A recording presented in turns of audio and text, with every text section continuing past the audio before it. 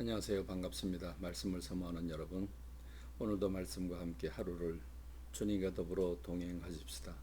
말씀과 함께하는 삶은 안전하고 여러분의 영혼이 평안할 것입니다. 오늘은 잠언 15장부터 18장까지 성경을 통독하고, 또 오늘의 큐티는 어제 설교 말씀 중에 첫 부분을 함께 묵상하는 것이죠. 여러분, 첫 부분 기억하십니까? 어제 말씀은 처음 교회의 모습, 처음 성령님이 세우신 그 교회를, 어, 그 교회가 성령님의 힘으로 얻어서 어떤 모습과 어떤 특징을 가지고 있었는가 살펴보았더니 한 마음과 한 뜻을 가졌다고 했습니다. 한 마음과 한 뜻으로 하나가 된 교회를 보여주고 있습니다. 그렇습니다.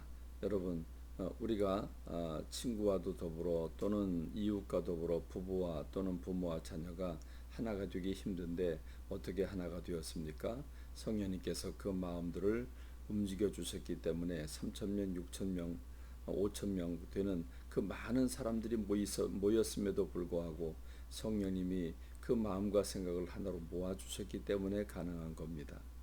오늘 우리들의 삶, 우리들의 교회, 우리들의 가정이 성령님의 인도를 받을 때 이처럼 한 마음이 될 것입니다. 여러분이 관계하는 모든 곳에 하나가 되는 역사 있기를 간절히 소망합니다. 오늘 성경 통독은 잠언 15장부터 18장에 이르는 부분의 말씀을 함께 묵상할 것입니다. 여러분이 잠언 15장부터 18장에 나오는 그 말씀들은 정말 그 꿀맛 같은 말씀들이 나옵니다. 한 절도 버릴 수 없는 정말 소중한 말씀들, 한 주제 한 주제가 너무나 소중한 주제들이 다루어지고 있습니다. 아주 유명한 구절들도 있죠. 교만은 패망의 선봉이고 거만한 마음은 넘어짐의 앞잡이다. 온순한 혀는 곧 생명나무라 그랬습니다. 선한 말은 꿀송이 같아서 마음에 달고 뼈에 양약이 된다.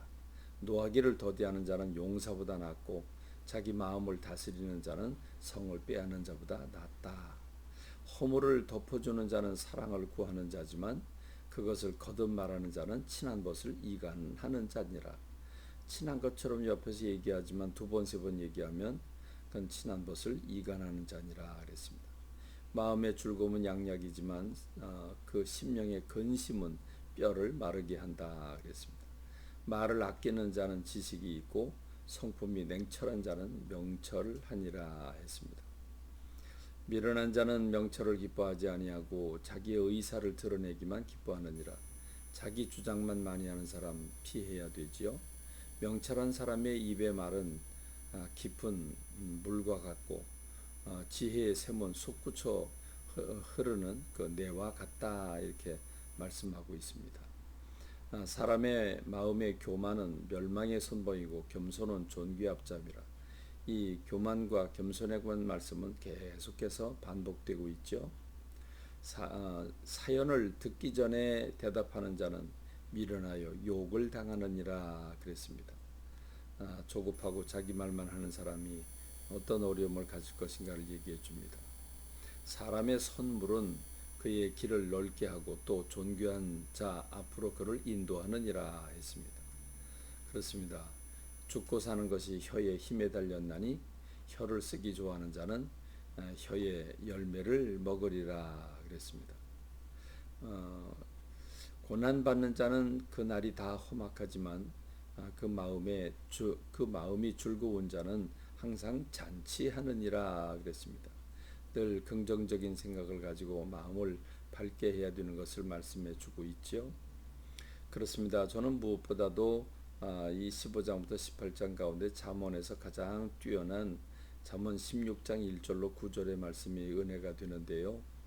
이 말씀은 특별히 사업하는 사람, 아니 모든 사람들이 하나님 앞에서 이런 자세만 가지고 있으면 무엇을 하든지 형통하지 못할 게 없습니다. 귀담아 들었으면 좋겠습니다. 무슨 말입니까? 마음의 경영은 사람에게 있어도 말의 응답은 여호와께로부터 나오느니라. 하루에도 건물을 수십 개 지었다 부셨다 할 수 있습니다.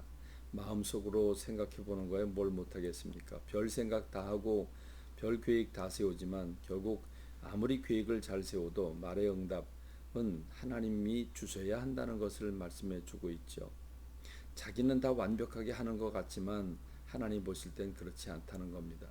그래서 사람의 행위가 자기 보기에는 모두 깨끗하지만 하나님은 심령을 감찰하시는 분이라고 했습니다. 그러므로 나의 부족을 시인하고 주님 앞에 맡기는 겁니다. 내놓는 겁니다. 주님 도와주세요. 주님이 내 주인이 되어 주시고 나를 이끌어 주시길 원합니다. 내가 하고자 하는 일에 함께 해 주시길 원합니다. 내 행사를 주님께 맡기고 주님께 주님이 주신 은혜로 일을 하면 그러면 내가 경영하는 것이 이루어지리라 말씀하고 있습니다. 하나님이 어떻게 도우십니까? 여호와께서 온갖 것을 그 쓰임에 적당하게 지으셨나니 악인도 악한 날에 적당하게 하셨느니라. 악한 사람이 일을 꾸미지만 나에게 도움이 되게 하신다는 거죠. 마음이 교만한 자, 똑똑한 사람들이죠. 똑똑한 사람들이 교만하거든요. 교만한 사람을 하나님 미워하시는데 피차 손을 잡니다. 똑똑한 사람이 손을 잡으면 얼마나 놀라운 시너지 효과가 있겠습니까? 그러나 피차 손을 잡을지라도 벌을 면치 못하리라 했습니다. 인자와 진리, 자비와 긍휼의 마음을 가지고 진리에 바로 서서 사는 것, 그것은 죄악이 속하게 되고 하나님을 경외하고 두렵고 떨린 마음으로 받음으로 악에서 떠나게 된다.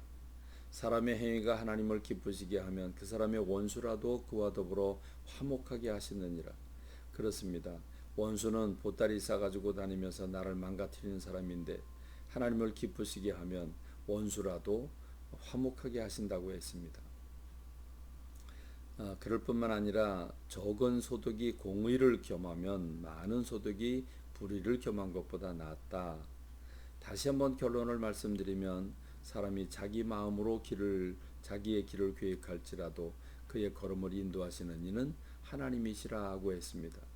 이 영적인 진리를 여러분 마음에 새기십시오.